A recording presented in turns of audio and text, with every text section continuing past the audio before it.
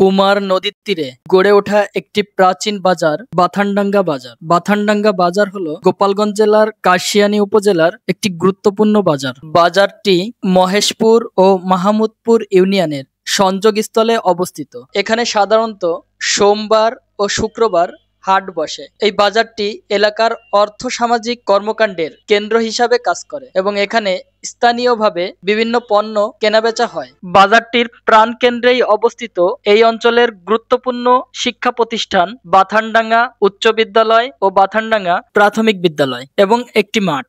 হাটবারগুলোতে এখানে প্রচুর পরিমাণ ক্রেতা বিক্রেতার সমাগম হয় এবং বাজারের বিভিন্ন জায়গা দিয়ে প্রচুর পরিমাণ অস্থায়ী দোকানপাটের সমাগমও হয়। এই বাজারটিকে কেন্দ্র করেই স্থানীয় জনসাধারণের প্রয়োজনীয় দ্রব্য সামগ্রীর কেনাকাটার চাহিদা মেটে। এই বাজারকে কেন্দ্র করেই হাটবারের দিন স্থানীয় জনগণ কৃষিপণ্য ক্রয় বিক্রয়ের মাধ্যমে লেনদেন সম্পূর্ণ করে। বাথানডাঙ্গা বাজারে পানিপথ এবং স্থলপথ উভয় পথ দিয়েই যাতায়াতের সুব্যবস্থা রয়েছে। অত্র অঞ্চলের শিক্ষা, সংস্কৃতি এবং অর্থনৈতিক দিক থেকে খুবই গুরুত্বপূর্ণ একটি বাজার এই বাজারটি। এখানকার সকল ব্যবসায়ীরা খুবই আন্তরিক।